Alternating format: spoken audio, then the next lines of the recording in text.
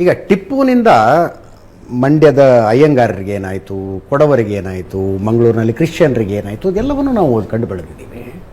ಜೊತೆಗೆ ಒಡೆಯರ್ ಮನೆತನಕ್ಕೆ ಏನಾಯಿತು ಅನ್ನೋದ್ರ ಬಗ್ಗೆ ಮನೆತನದ ಸದಸ್ಯನಾಗಿ ಒಂದು ಸಂಕ್ಷಿಪ್ತವಾಗಿ ಅದನ್ನು ನಮ್ಮ ವೀಕ್ಷಕರಿಗೆ ತಾವು ಹೇಳಬೇಕು ಅನ್ನೋದು ನಮ್ಮ ಬಯಕೆ. ಹೈದರ್ ಮತ್ತು ಟಿಪ್ಪು ನಿಮ್ಮ ಕುಟುಂಬದವ್ರ ಜೊತೆಗೆ ಏನೇನು ಮಾಡಿದ್ರು? ಹೈದರ್ ಅಲಿ ಅವರು ಇಲ್ಲಿ ಅವರ ತಂದೆ ನಮ್ಮ ಮೈಸೂರು ಸೇನೆಯಲ್ಲಿ ಒಬ್ಬ ಯೋಧ ಆಗಿದ್ದ, ಮರ್ಷನರಿ ಆಗಿದ್ದ. ಅವರು ತೀರೋಗಿದ ನಂತರ ಯುದ್ಧದಲ್ಲೇ ತೀರೋದ್ರು.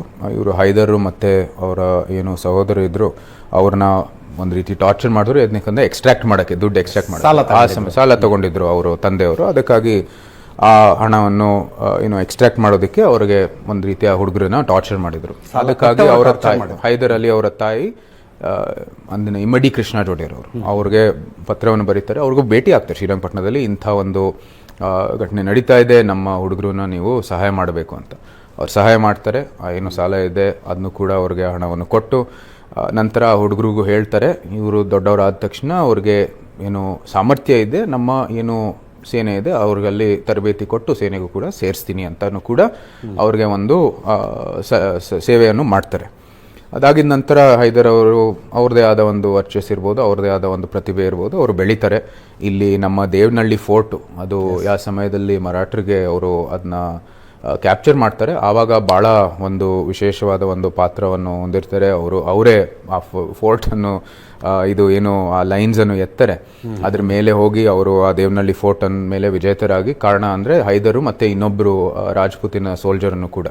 ಸೊ ಅದಕ್ಕಾಗಿ ಆವತ್ತಿನ ಕಿಳ್ಳೆದಾರು ಬೆಂಗಳೂರು ಫೋರ್ಟು ಕಟ್ಟಿ ಗೋಪಾಲ್ ರಾಜರ್ಸ್ ಅಂತ ಅವರು ಅಂದಿನ ದಲ್ವಾಯಿಗೆ ಬರೀತಾರೆ, ಈ ಹುಡುಗದಲ್ಲಿ ಏನು ವಾರ್ ಸಾಮರ್ಥ್ಯ ಇದೆ, ಇದು ಮತ್ತೆ ಯುದ್ಧದಲ್ಲಿ ಭಾಳ ತಿಳುವಳಿಕೆ ಇದೆ, ಏನು ಅವನು ಈವನ್ ದೋ ಈಸ್ ಇಲಿಟ್ರೇಟ್, ಭಾಳ ಸಾಮರ್ಥ್ಯ ಇದೆ ಅಂತ ಹೇಳ್ತಾರೆ. ಸೊ ಕಳಿಸ್ತಾರೆ, ಶ್ರೀರಂಗಪಟ್ಟಣಕ್ಕೆ ಬರ್ತಾರೆ. ಅದೇ ಆದ ಅವ್ರದ್ದು ಒಂದು ಪ್ರತಿಭೆ ಇದೆ, ಒಂದಷ್ಟು ಡೆಸ್ಟಿನೀಸ್ ಚೈಲ್ಡ್ ಅಂತಲೂ ಹೇಳ್ತಾರೆ. ಎಲ್ಲ ರೀತಿಯ ವಾತಾವರಣ ಅವ್ರ ಪರವಾಗಿ ಸೃಷ್ಟಿಯಾಗುತ್ತೆ. ರೈಸ್ ಆಗಿ ಅದೇ ದಲ್ವಾಯಿಗಳ ಸ್ಥಾನಕ್ಕೆ ಅವ್ರು ಬರ್ತಾರೆ ಮತ್ತು ಅವರು ಕೂಡ ಸರ್ವಾಧಿಕಾರಿಯ ಸ್ಥಾನಕ್ಕೆ ಬರ್ತಾರೆ. ಅದು ಎಲ್ಲ ಪಿತೂರಿ ಷಡ್ಯಂತ್ರ ಎಲ್ಲ ನಡೆಸಿ ಎಲ್ಲ ಮಾಡ್ತಾರೆ. ಆದರೂ ಸಹ ಅವ್ರದ್ದೇ ಆದ ಒಂದು ಪ್ರತಿಭೆ ಮೂಲಕ ಆ ಒಂದು ಸ್ಥಾನಕ್ಕೆ ಬರ್ತಾರೆ. ಇದರಲ್ಲಿ ಎರಡು ಮಾತಿಲ್ಲ, ಅವರೇ ಮೊದಲನೇ ಬಾರಿಗೆ ಈಸ್ಟ್ ಇಂಡಿಯಾ ಕಂಪನಿ ಮೇಲೆ ವಿಜೇತರಾಗಿರೋವಂಥ ಯೋಧ ಅಂದರೆ ಅದು ಹೈದರ್ ಅಲಿ. ಅದರಲ್ಲಿ ಎರಡು ಮಾತಿಲ್ಲ, ಅದು ಇತಿಹಾಸನೇ ಅದಕ್ಕೆ ಸಾಕ್ಷಿ. ಆದರೆ ಅವು ಯಾವ ರೀತಿ ಒಂದು ಯುದ್ಧವನ್ನು ಮಾಡ್ತಾ ಇದ್ರು ಅಂತ ನೀವು ಅದನ್ನು ಕೂಡ ನಾವು ಪರಿಗಣಿಸಬೇಕಾಗಿದೆ. ಅದಾಗಿದ ನಂತರ ಅವರು ಅವ್ರ ಮಗನಿಗೆ ಒಂದು ಒಳ್ಳೆ ಸಂಸ್ಥಾನವನ್ನು ಕಟ್ಟಿ ಕೊಡ್ತಾರೆ.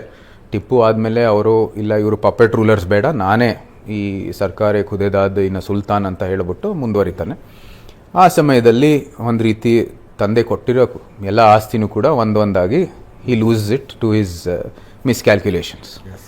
ಮನೆತನಕ್ಕೆ ಏನು ಮಾಡೋದು? ರಾಜಮನೆತನಕ್ಕೆ ಮಧ್ಯದಲ್ಲಿ ಅವರು ನಡೆದ ಕಗ್ಗೊಲೆಗಳು, ಅದು ನಂಜರಾಜ್ ಒಡೆಯರ್ಗೆ ಅವರು ತಮ್ಮ ಬಾಲ್ಯದ ವಯಸ್ಸಲ್ಲಿ ಅವರು ಪಪೆಟ್ ರೂಲರ್ ಆಗಿ ಇಟ್ಕೊಂಡಿದ್ರು.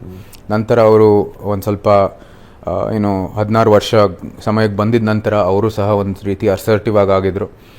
ಆ ಒಂದು ಸಮಯದಲ್ಲಿ ಅವರು ಕೂಡ ಈ ಥರ ಇರಬೇಕು ಅಂತ ಪ್ರತಿಪಾದಿಸುವಂಥದ್ದು ಸಮಯದಲ್ಲಿ ಇವರು ಸರಿ ಇಲ್ಲ ಅಂತ ಒಂದು ಪಾಯ್ಸನ್ ಕಪ್ ಆಫ್ ಮಿಲ್ಕ್ ರಾತ್ರಿ ಬರುತ್ತೆ, ಅದು ಕುಡಿತಾರೆ. ಬೆಳಗ್ಗೆ ಮಹಾರಾಜರು ತೀರೋಗಿದ್ದಾರೆ. ನಂತರ ಚಾಮರಾಜ ಒಡೆಯರ್ ಅವರು, 8ನೇ ಚಾಮರಾಜ ಒಡೆಯರ್ ಅವರು ಕೂಡ ಇದೇ ರೀತಿ ಅವರು ಒಂದು ಸ್ವಲ್ಪ ವಯಸ್ಸಿಗೆ ಬಂದಿದ ನಂತರ ಅವರು ಸ್ನಾನ ಮಾಡೋ ಸಮಯದಲ್ಲಿ ಅವರ ರೆಸ್ಲರ್ಸ್ ಏನಿದ್ದಾರೆ ಅವ್ರನ್ನ ಕಳಿಸ್ಬಿಟ್ಟು ಅಲ್ಲೇ ಸ್ಟ್ರ್ಯಾಂಗಲ್ ಮಾಡ್ತಾರೆ.